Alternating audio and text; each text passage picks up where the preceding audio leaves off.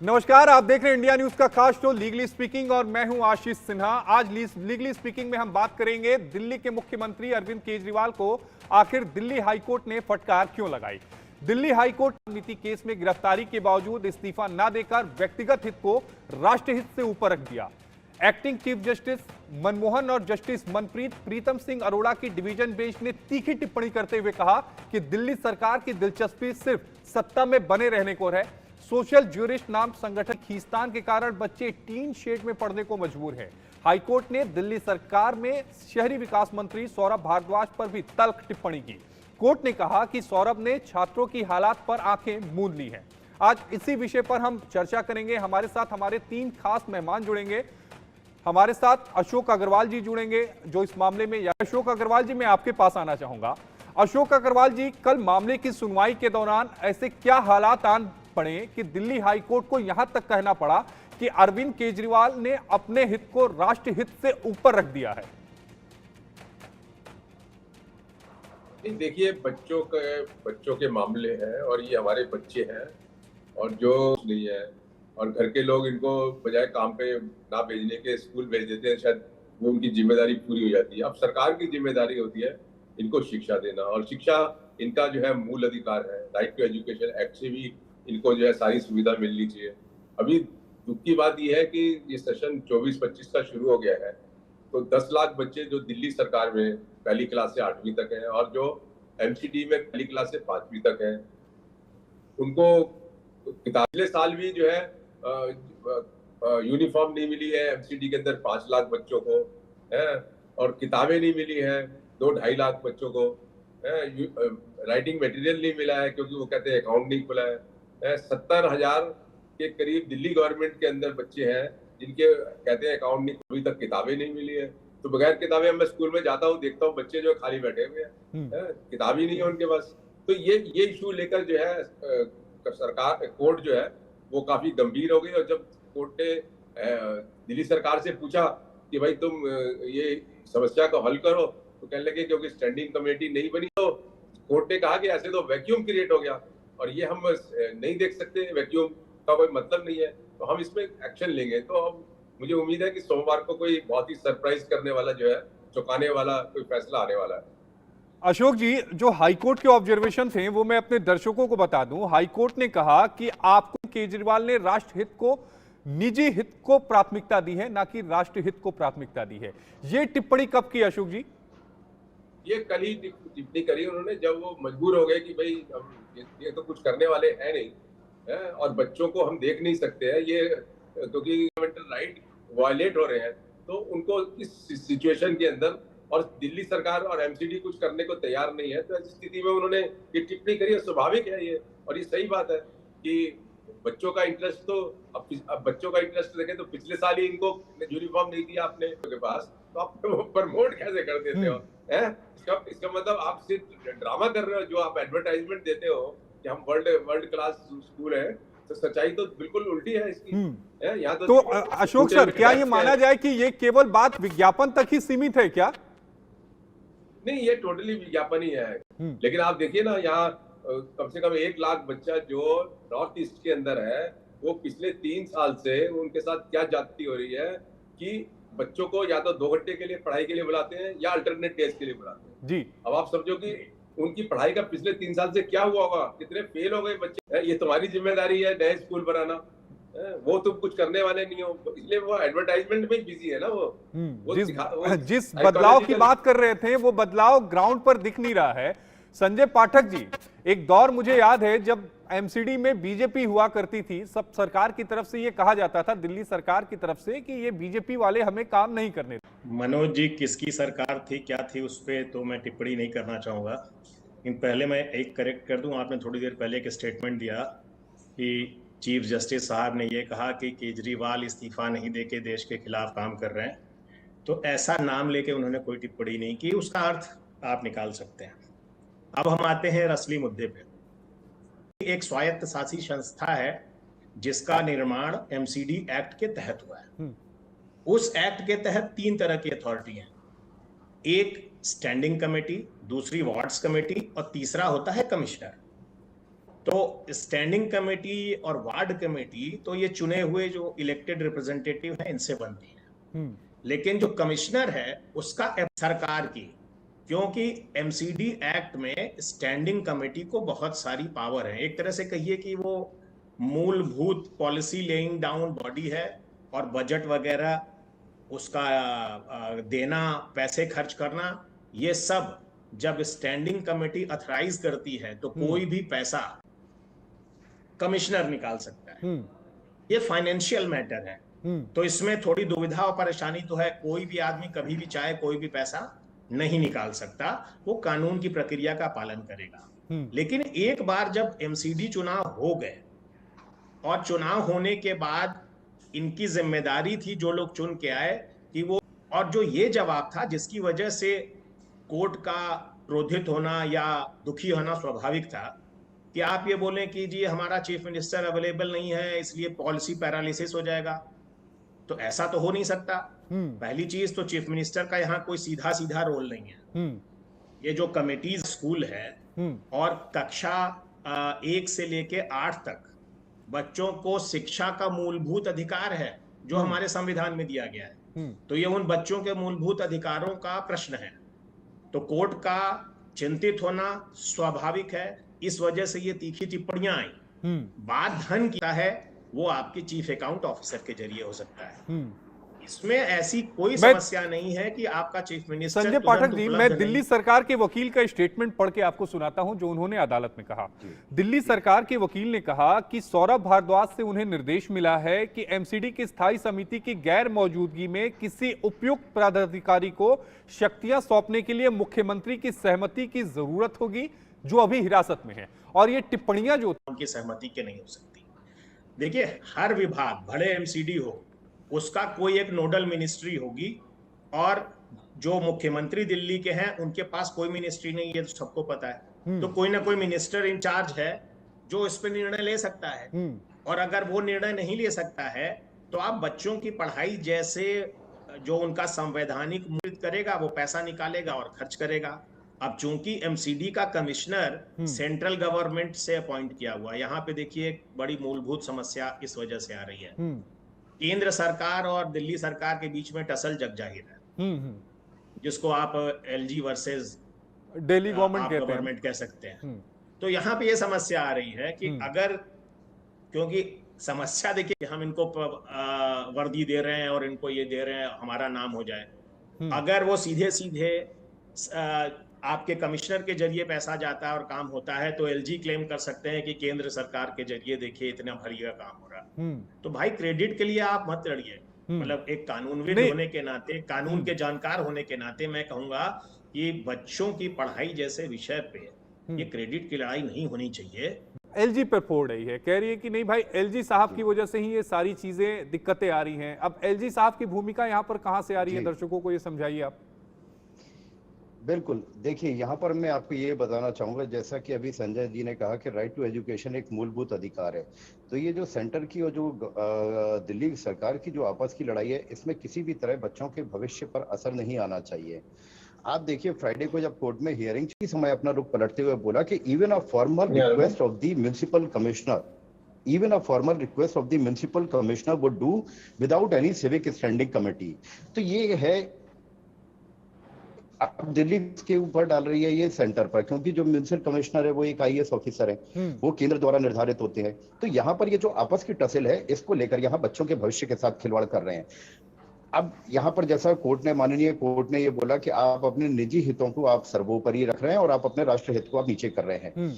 बिल्कुल ये बात सही है। देखिए, अगर या तो आप, अगर आप पहले भी अगर देखिए हमारे भारत के इतिहास में, अगर आप एक बार आप जेल के अंदर जा चुके हैं, आपको पता है कि प्रैक्टिकली, चलिए ये कोई मैंडेटरी रूल नहीं है कि आप चीफ मिनिस्टर पद से रिजाइन कर दें, लेकिन अगर आप लालू जी के टाइम पर देखिए या ये सोरेन वाले टाइम पर देखिए, तो आपको रिजाइन करके किसी दूसरे को कुर्सी देना इसलिए जरूरी हो जाता है क्योंकि प्रैक्टिकली पॉसिबल ही नहीं है कि हर मीटिंग के लिए और हर अप्रूवल के लिए जेल में आपसे जाके उसका अप्रूवल लिया जाए, सिग्नेचर लिए जाए, फाइलें दिखाई जाए।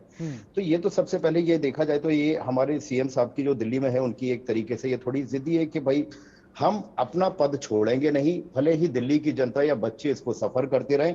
और जैसा कि उन्होंने कोर्ट में बोल दिया दिल्ली गवर्नमेंट के काउंसिल ने कि म्युनिसिपल कमिश्नर चाहे तो वो भी कर सकता है, जो कि एक IAS अधिकारी है, without any civic standing committee. तो इसका मतलब वो क्लियर उस पाले में डाल रहे हैं कि ये केंद्र के ऊपर डाल रहे हैं और वहां से ये दिल्ली गवर्नमेंट का फेलियर डाल रहे हैं, इसमें भुगत रहे हैं बच्चे। तो यहाँ पर पूरी इनकी टसल वाली बात आ जाती है। अशोक सर, इस पूरे मामले को देखा जाए तो मुझे लगता है कि क्या इस मामले को भी दिल्ली सरकार ने नाक की लड़ाई बना लिया है? क्या दिल्ली सरकार इस मामले में LG को घसीटकर या बीच में लाकर या केंद्र को बीच में लाकर अपना पल्ला झाड़ना चाहती है कि नहीं जी हमारी तो कोई गलती नहीं, गलती तो इनकी है, इनकी तरफ से चीजें नहीं हो रही है, हम तो चाहते हैं बच्चों का भला करना? देखिए, ये सारे मिलके ही चला रहे हैं ना सरकार। इन सभी को शर्म आनी चाहिए। मतलब बच्चों के मामले में भी अगर ये लोग एक दूसरे के कपड़े फाड़ेंगे और बच्चे का नुकसान करेंगे तो इनको क्या कहेंगे हम? बहुत ही शर्म की बात है। और जज साहब को भी जो इतना कुछ कहना पड़ रहा है ना, उनको भी मतलब एक तरीके से धक्का लग रहा है कि ये हो क्या रहा है। मतलब हम अपने बच्चों को किताबें नहीं दे सकते, हम बच्चों को डेस्क नहीं दे सकते, बच्चों को बैठने के लिए जो है एक अच्छी वातावरण नहीं दे सकते। अभी मैंने गांधीनगर के 4 स्कूल देखे थे, जिसमें से 3 पूरे टिन के अंदर चल रहे हैं, एक पार्टली टिन में चल रहा है। अभी ये जो है वजीराबाद वाटर वर्क्स का स्कूल है, जहाँ आज MCD के ऑफिसर्स गए हैं देखने के लिए। कल मुझे इंफॉर्मेशन वहां से मिली, पिक्चर्स मिले, 800 बच्चे हैं जो जमीन पे बैठते हैं वहां पर। सारे के सारे बच्चे MCD स्कूल में आज की तारीख में जमीन पे बैठते हैं और किताबें तो मिली नहीं उनको, तो वो अपना कमरे के अंदर दौड़ा दाड़ी करते हैं, खेलते हैं, कूदते हैं, टाइम पास हो जाता है। तो ये मतलब बहुत शर्म लाके। और जब 5वीं क्लास का बच्चा पास होगा वो अपना नाम नहीं लिख सकता, पढ़ नहीं सकता, और बात करते हो कि हमारे स्कूल जो है वो प्राइवेट स्कूल से भी अच्छे हैं, प्राइवेट स्कूल से बच्चे आ रहे हैं। MCD के तो 100% बच्चे वापस चले गए जो कोविड के अंदर आए थे। और दिल्ली गवर्नमेंट में तो मजबूरी है क्योंकि वो तो 10-12वीं तक स्कूल है, तो फिर भी बहुत सारे बच्चे वहां से भी चले गए। आने की तो बात छोड़ दो। ये सारे मतलब जो एक तरीके से आप मतलब फॉल्स प्रोपेगेंडा कर रहे हैं और शुरू से कर रहे हैं। ये स्थिति शुरू से खराब है और आज भी आपको शर्म नहीं आ रही है। और आपको पता नहीं है कि कौन से स्कूल के अंदर जो है पानी नहीं है। एक क्लास के अंदर 140 बच्चे बैठे हुए हैं, 2 सेक्शन बैठे हुए हैं, 2 टीचर बैठे हुए हैं वहां पर। और MCD स्कूल में तो हमने देखा 3 सेक्शन बैठे हुए और 3 टीचर एक क्लासरूम में पढ़ा रहे हैं। अशोक सर, आप तो बच्चों की लंबे अरसे से लड़ाई लड़ते रहे हैं। मैं तो आपको पिछले 16-17 सालों से देख रहा हूं, जब तक मैं कोर्ट की रिपोर्टिंग करता रहा हूं। अशोक सर, क्या ये कहा जा सकता है कि पिछले कुछ सालों में दिल्ली में जो सरकारी स्कूलों में जो बच्चे हैं, चाहे दिल्ली सरकार के स्कूल के हों चाहे MCD के स्कूल में हो, वहां बच्चों की संख्या घटी है? नहीं, MCD स्कूल में तो घटी है क्योंकि किसी जमाने में तो 10 लाख से ऊपर बच्चे हुआ करते थे और अब जो है वो 7.5 लाख के करीब है। तो भी मेरे को फिगर देखी है जो लेटेस्ट की, तो बच्चे घटे हैं, स्कूल बंद हुए हैं। पिछले 20-25 साल के अंदर कम से कम 350 MCD के स्कूल बंद हो गए हैं। ये शर्मनाक बात है ना। और आपको मैं बता रहा हूँ, दिल्ली के अंदर आज भी 10 से 15 लाख बच्चे जो स्कूल की उम्र के हैं वो स्कूल से बाहर हैं, उनको स्कूल लाने की कोई कोशिश नहीं है। ये हालत है। मतलब क्या आप कह रहे हैं, क्या कर रहे हैं आप, क्या हो रहा है? और फिर वो जज साहब ने टिप्पणी करी थी पीछे कि हमारे 10,000 की स्ट्रेंथ है जेल में और अब 23,000 जो है वो कैदी हैं, और वो सब इसलिए है कि सेक्रेटरी साहब को बोला क्योंकि आप पढ़ाते नहीं हो बच्चों को। ये टिप्पणियां बड़ी मायने में है, बहुत ईमानदारी से टिप्पणी करी हुई है कोर्ट ने। लेकिन ये ऑब्जर्वेशन इसलिए इंपॉर्टेंट है। लेकिन संजय पाठक साहब, आखिर जिम्मेदारी किसकी है? जिम्मेदारी किसकी तय की जाए? देखिए, मुख्य रूप से जिम्मेदारी तो प्रदेश सरकार की ही तय होगी। क्यों? क्योंकि MCD में उनकी सरकार है, MCD में उनके लोग हैं और MCD के हिसाब से स्टैंडिंग कमेटी बनाना उनकी जिम्मेदारी है। और स्टैंडिंग कमेटी बनाने के लिए जो उन्होंने कोर्ट के सामने अपनी मजबूरी जाहिर की, उसका कोई कानूनी आधार मुझे नजर नहीं आता।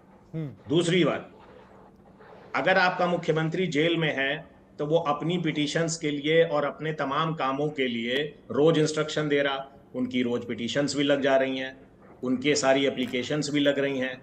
तो अगर वो अपनी दायित्व को, अपनी जिम्मेदारी को समझें और अगर कोई उनके इंस्ट्रक्शन का वेट कर रहा, तो बड़ा आसान काम है कि वो उसको डेलीगेट करके कह सकते हैं कि ये पावर हमने आपको दी और आप स्टैंडिंग कमेटी के जरिए ये काम करा लीजिए।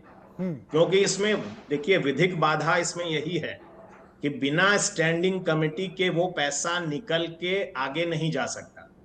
और स्टैंडिंग कमेटी बनाने की जिम्मेदारी उस दल की है जो एमसीडी में सत्ता में।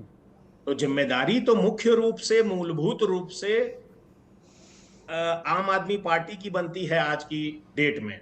और इसी वजह से अदरवाइज दिल्ली हाई कोर्ट के माननीय चीफ जस्टिस बहुत ही सुलझे और बहुत ही कूल टेम्परामेंट के व्यक्ति हैं, लेकिन निश्चित तौर पे जब बच्चों का सवाल आता है, बच्चों की शिक्षा का सवाल आता है, हम देश के भविष्य की बात कर रहे होते हैं, तो उनका नाराज होना स्वाभाविक था।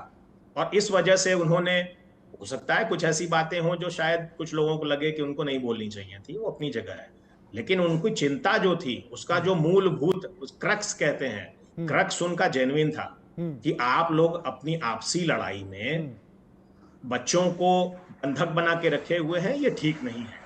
बच्चों को उनका मूलभूत शिक्षा का अधिकार पूरी तरह से प्रोवाइड करने के लिए आपको आउट ऑफ द वे जाके काम करना चाहिए। आप भूल जाइए क्या तरीका दिया हुआ है। अगर इस तरीके से इतर भी कोई तरीका है जो तेजी से ये काम करा सकता है, तो सबका मिलकर प्रयास होना चाहिए था। कि बहुत बड़ी रकम नहीं है, ये ऐसा नहीं है कि हजारों करोड़ की रकम है, रकम भी बहुत बड़ी नहीं है। ये भी नहीं है कि बजटरी एलोकेशन अवेलेबल नहीं है, बजटरी एलोकेशन भी आपके पास है। यहाँ पूरा मुद्दा इंटेंट का है कि आपका इंटेंशन क्या है। आपका इंटेंशन है तो आप तुरंत कर सकते हैं। मनीष जी, आपने संजय जी को सुना होगा, मुझे भी यही समझ में आ रहा है कि यहाँ एक मुख्य जो वजह है वो इच्छा शक्ति की है, कि इच्छा शक्ति है ही नहीं कुछ करने के लिए आपकी। बिल्कुल बिल्कुल सर, अगर आप अपने पॉलिटिकल इंटेंशन को एक तरफ रख देंगे तो जैसा कि संजय जी ने कहा, बिल्कुल ये प्रदेश सरकार की जिम्मेदारी है। जब आप अपने पिटीशंस के लिए सारे सिग्नेचर्स ले सकते, सारे अप्रूवल ले सकते, रोज आपकी पिटीशन कोर्ट में लग रही, बेल के लिए लग रही, आपके डॉक्टरी सलाह के लिए लग रही, सब चीज लग रही, तो जो जहां मूल शिक्षा का अधिकार जो बच्चों का है, आप उसको कैसे रोक रहे हैं? आप सिर्फ दूसरे के पाले में डाल करके मैं ये कल के दिन केंद्र के ऊपर कर दूंगा, इससे मुझे पब्लिक की सहानुभूति मिल जाएगी, लोकसभा का माहौल चल रहा है, थोड़ा इससे अगर मैं कैंपेनिंग नहीं कर पा रहा तो मेरी सहानुभूति की कैंपेनिंग या वोट बैंक आ जाएगा। इस तरह का सोचना, वो भी एक बच्चों का भविष्य ताक पर रखकर, मेरे हिसाब से बिल्कुल गलत है और एक निंदनीय है। और इस पर बिल्कुल इनको आगे अपना डिसीजन, जैसा कि इन्होंने कहा, चूंकि जैसा मुझे लग रहा है कि मंडे कोई बड़ा फैसला बिल्कुल आ सकता है। सौरभ भारद्वाज जी ने भी जिस हिसाब से उनके काउंसिल ने चीजों को रखा, तो उन्होंने, जैसा कोर्ट ने बोला था कि अगर आप इन चीजों को इस तरीके से रखते हैं, then definitely good luck to you all. इसका मतलब मुझे लग रहा है कि कोई कठोर फैसला, कोई कड़ा फैसला बिल्कुल सोमवार को आ सकता है। मनीष जी, क्या आप इस बात को मानते हैं कि जो टिप्पणी थी कि दिल्ली सरकार ने अपने निजी हित को राष्ट्र हित से ऊपर रखा, क्या ये वाकई है ऐसा? जी जी बिल्कुल है ये। आप ये देखिए, जैसा मैं अभी आपसे थोड़ी देर पहले कह रहा था, अगर आप वाकई में प्रदेश की जनता के बारे में सोचते तो आप एक पद पर, आप सिर्फ अपनी जिद पर नहीं अड़े रहते कि मैं सीएम का पद नहीं छोड़ूंगा, भले ही मैं जेल चला जाऊंगा, चाहे ईडी आ जाए, चाहे सीबीआई आ जाए। अरे ठीक है, आप जब तक आपका अगर केस चल रहा है, आप उस समय पद छोड़ के आप किसी दूसरे को जिम्मेदारी सौंप कर जाते। अगर आप चाहते कि प्रदेश की जनता किसी तरह भी सफर ना करे, आप अगर सत्य होते, अपने सही राह चलने वाले होते, कल के दिन कॉन्विक्शन आपका नहीं आता। लेकिन आप भी जानते हैं कि जो भी आपका केस है या जो भी इन चीजों में आगे चल रही है, जिनकी जांच भी आगे चल रही है, कम से कम आप अपना पद तो छोड़ते, जिससे जनता ना भुगतती। आज एक फाइनेंशियल अप्रूवल के लिए प्रदेश जनता को परेशान होना पड़ रहा है, आप वो प्रदेश जनता की सहानुभूति लेने के लिए आप केंद्र पर डाल दे रहे हैं। अरे अल्टीमेटली कौन भुगत रहा है? एमसीडी आपकी है, दिल्ली सरकार आपकी है, सब कुछ आपके पास है, फिर भी आप अगर नहीं कर पा रहे, तो मैं कहूंगा ये सहानुभूति की बात नहीं है, बल्कि ये तो आपका बहुत बड़ा फेलियर है कि आप पूरी कॉन्स्टिट्यूशनल मशीनरी होते हुए नहीं कर पा रहे हैं। अशोक सर, मुझे लगता है कि एक मुख्य वजह यह भी है इस पूरे मसले में कि अरविंद केजरीवाल जो है इस समय तिहाड़ जेल में बंद हैं, सलाखों के पीछे हैं। क्या आपको लगता है कि जेल से सरकार चल सकती है? बहुत ही कॉन्स्टिट्यूशनल पोजीशन होती है, एक रोल होता है, चाहे वो कोई उसके पास कोई डिपार्टमेंट नहीं हो, लेकिन कैबिनेट की मीटिंग करनी है तो क्या बगैर अपनी तो बेल ले नहीं पा रही है।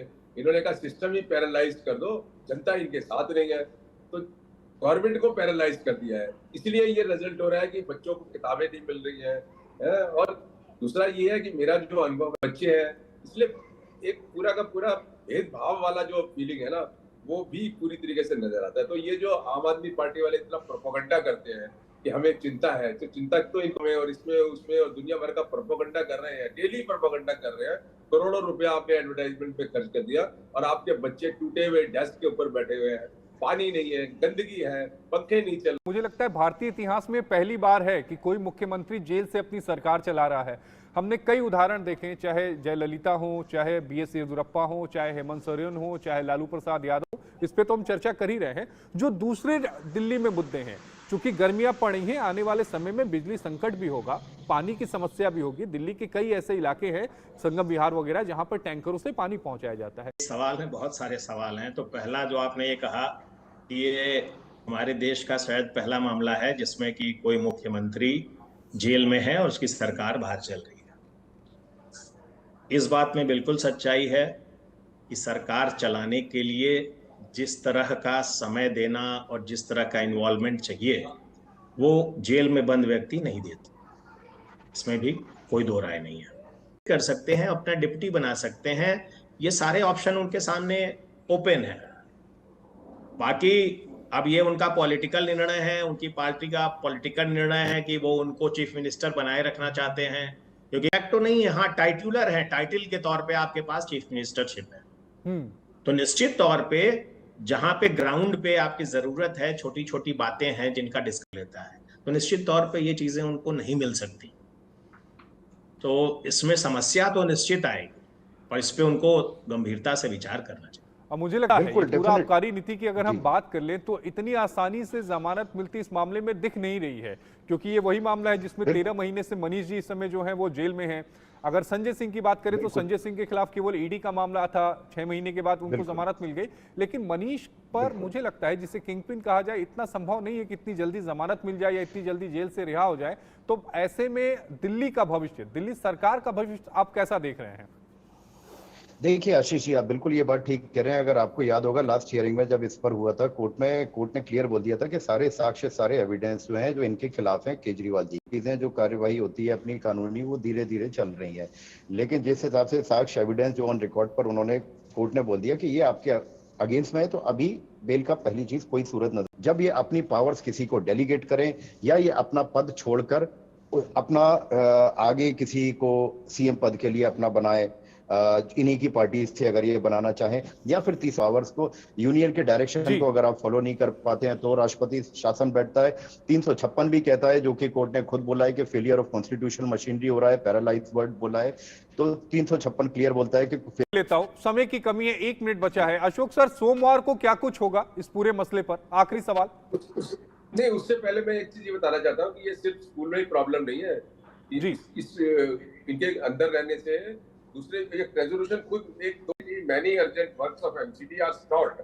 This is harmful for the people of Delhi. Due to this, many government works, supply of textbook in schools and medical supplies in schools and health centers for MCD, public parks, public toilets and other facilities have been affected. ये खुद admit किया है, court ने कहा है, आपने तो खुद ही एडमिट किया है। मिलने वाला एक सरप्राइज मिलेगा और मुझे लगता है कि कई डायरेक्शन इस पर आएंगे, क्योंकि बात अब केवल स्कूल तक ही सीमित नहीं रही, क्योंकि कई सारे और फंड्स हैं, कई सारे और काम हैं जिनके लिए फंड जारी नहीं किया गया है। अशोक अग्रवाल साहब आपका, मनीष पाठक जी आपका, और सर आपका संजय पाठक जी, तीनों का जुड़ने के लिए बेहद शुक्रिया। तो हकीकत तो यही है कि 2 लाख से ज्यादा बच्चों को पढ़ने के लिए किताबें नहीं है, यूनिफॉर्म नहीं है, टीन के नीचे बच्चे पढ़ रहे हैं, गर्मियों के हालात आप समझ रहे हैं, और ऐसे में पढ़ाई क्या होगी वो भगवान भरोसे है। लेकिन इंतजार सोमवार का करना होगा, जब हाईकोर्ट इस पूरे मसले पर अपना आदेश सुनाएगा। मत भूलिएगा।